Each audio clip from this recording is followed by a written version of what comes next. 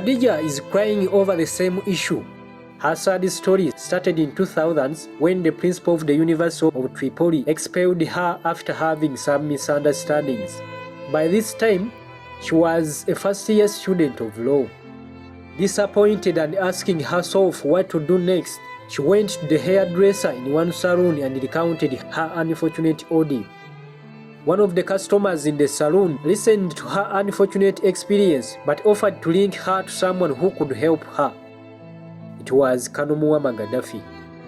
Khadija wondered how this could be possible, her matter being handled by the head of state.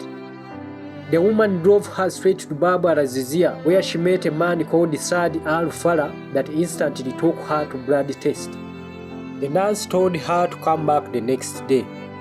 That day came, and a one-beggar, a uniformed bodyguard, delivered her directly to the guide's room. The same room had at that time been occupied by many other people, but soon left and 2 people remained in the room. The guide then made advances to her that she refused, but that did not stop Gaddafi from executing his mission. He went ahead and raped her without saying any word. A shocked Khadija was dismissed out of Bab-Al-Azizia with an envelope of 1,000 dinars. For fear of other deadly encounters, Khadija ran out of Tripoli to southern part of Libya to her sister, dropping her hopes of continuing with her law course. This did not help. Gaddafi had many tactics of breaking down his praise. He deployed this. He this time round chose to harass Khadija's brother, who was a student at Malta. They slipped narcotics into his luggage on his return to Libya and was arrested. The punishment was a death sentence. The women that dragged her into the hands of Gaddafi soon called Khadija to let her know that Gaddafi was willing to save her brother as long as she met him, stayed at Bab-Al-Azizia, joined the group of his bodyguards and gave in to his wishes. Khadija was overwhelmed by the desire to save her brother's life. She submitted and went back to Tripoli. She joined around other 30 girls, according to her estimation, that permanently lived in the basement. Soraya lived in the same basement. Khadija, just as Soraya, was always invited at any time of the day to meet the guide in his room for his sexual orientation. She told the writer that she watched the deliveries of young virgin girls who had no earthly idea of what they had to endure at the hands of Gaddafi, the brief visits of young men and endless schemes of other women to acquire houses, cars and money. Khadija was later assigned the role of trapping the dignitaries and men close to Gaddafi. She was moved into an apartment in the compound of Bab-Al-Azizia, fully equipped with cameras to capture all the ongoings. She had the responsibility of compromising them, make them drink alcohol and sleep with her. The films were availed to the guide and would be used to blackmail them. Ministers, colonels, generals, all close cousins to Gaddafi fell into this trap. Her tentacles spread beyond Libya to Ghana at Golden Trip Hotel, where she was sent on a mission to seduce the ambassador and the embassy accountant. Gaddafi forcefully assigned her to a man to marry and had no choice but to accept. Preparations for her wedding went on, and on the evening of her wedding day, a call came from Bab-Al-Azizia. The guide wanted to see her immediately. She tried to protest the command but soon gave in due to the numerous threats.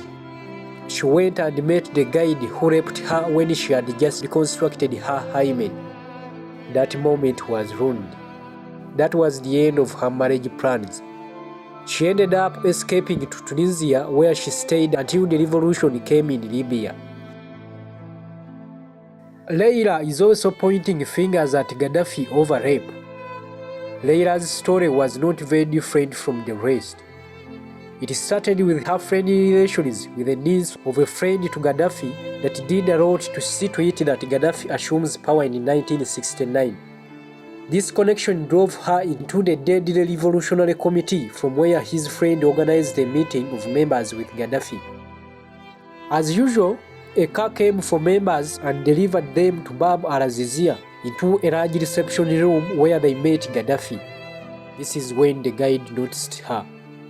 After a few days, a school employee came looking for her in a classroom and delivered her to the principal and happily announced to her that a car from Bab-Al-Azizia had come and parked outside waiting for her. A confused Leila had no option other than boarding the car to Bab-Al-Azizia and then finally in the hands of the guide. She survived the rape the first time after running away from the guide who had started caressing and grouping her body upon arriving in his office. She was driven back to school after a narrow escape. This was not the end of it all. The guide had to feast on her body by all means. The next move was to conduct a thorough search into Leila's parents' home, and this could have been aimed at getting compromising documents. The search was carried out by some members of the revolutionary committees. When they failed on that mission, they dragged down, humiliated and beat Leila's religious father and a member of the nobility. This was another means to overwhelm Leila so that she can give in to Gaddafi's wishes. Gaddafi succeeded as usual. She thereafter received a call from the guide's palace assuring her of protection since she had worked for the guide. In the same call, the caller told her she was sending a car to come and pick her near their home. She ended up in Bab-Al-Azizia in the hands of the guide. Her rape happened in a library where she was delivered and soon joined by Gaddafi, who threw her on a mattress and raped her. She narrated that the encounter was very violent and shocking that it rendered her unconscious. By the time she regained her consciousness, she found the guide working on his desk and just burst into laughter, assuring her how she would eventually love the game. Leila suffered Gaddafi's harassment for 3 years. She was always delivered to Gaddafi by Ahmed Ramadan, who never hesitated to rape her. She always missed school and got punished by parents for her disappearances, but could not let out the painful secret. Gaddafi had warned her of losing her father if she ever told anyone of what was happening between them. Leila got pregnant for Gaddafi and was handed an envelope containing a sum of money and dismissed her out of Bab-Al-Azizia. She went to the hospital and aborted, and fortunately the doctor found her in a bad state and suggested reconstructing her hymen in a few days later. This is how Leila was saved. She never received any call from Bab-Al-Azizia again. She is happily married, though the memories of her sufferings at the hands of Gaddafi have never faded away. Hauda has the same story like others. Her story is another sad one. Trouble originated from her circle of friends who always doubled as classmates. One day, a woman came to visit the mother of one of her friends and found them together preparing for an exam. She quickly threw compliments at her, praising her beauty, which left Hauda embarrassed and soon moved away from the woman. This was not the end of it all. Another encounter came soon, and the woman proceeded from where she had stopped on directing praises to her, and before the conversation ended, the woman suggested to tell Hauda something after the exam. She wrongly assumed she was a matchmaker. In a bid to capture her, her brother soon got arrested and charges brought against him. After, the woman reached out to Hauda and let her know she knew some people that would rescue her brother. She made a promise of taking her to them. She later delivered her to Bab-Al-Azizia by a car. She was only 17 years by then. Ahmed Ramadan took both of them into a large office where suddenly Gaddafi appeared. Gaddafi told her how her brother is a traitor and that he expected a disciplined and revolutionary girl in her instead. This was followed by Kano's advancement towards her, running his hands around her body before he pressed his body against her.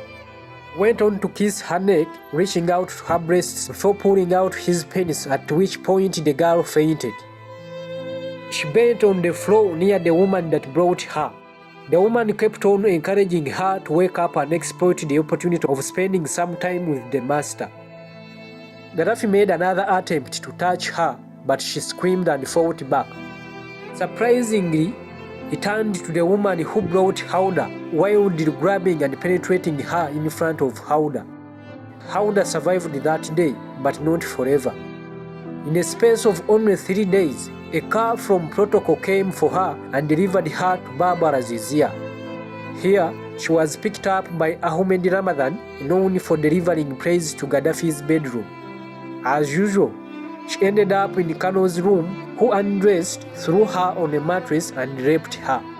She stayed in the same office for a night, lying helplessly bleeding. She got no one to check on her until the next day when Ahmed Ramadan found her in the same office. Ramadan shifted her to another place where she was quickly joined by Gaddafi that mercilessly raped her again. A profusely bleeding Hauda was locked in the house for 2 days without food or water before being sent home by Ahmed Ramadan. Parents were worried upon looking at a frail daughter, where despite deceiving around them that she had been detained by police over her brother's issues, ended up taking her to the hospital.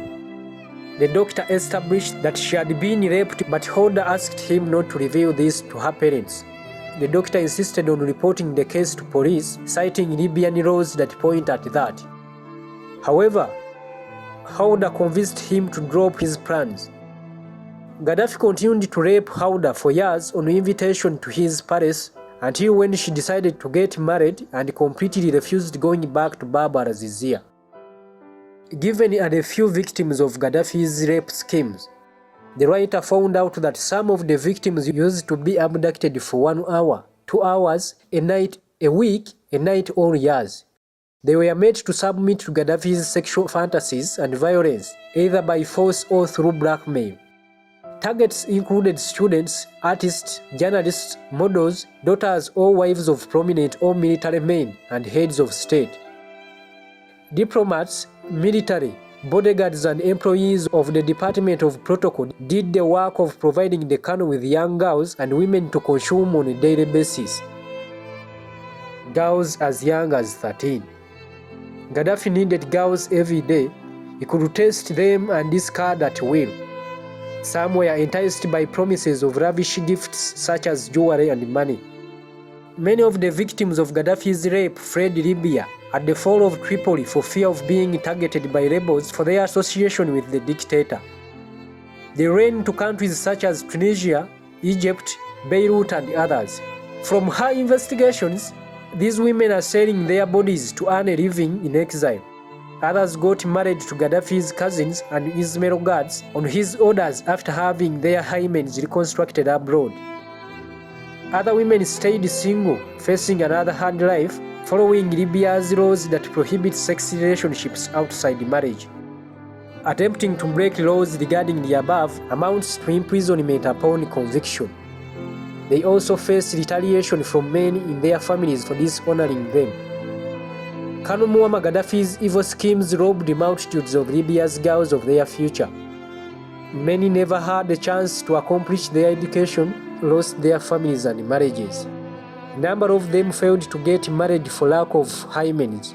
Others ended up prostitutes, alcoholists, and drug addicts, cutters of Gaddafi's behavior.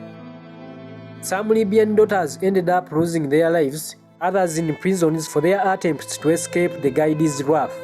Some became depressed, suicidal, and faced other psychological sufferings. Watch out for the next episode.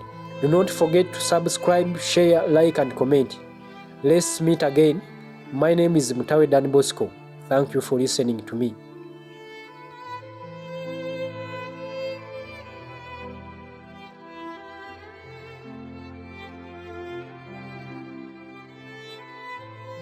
Watch out for the next episode. Do not forget to subscribe, share, like, and comment. Let's meet again. My name is Mutawe Dan Bosco. Thank you for listening to me.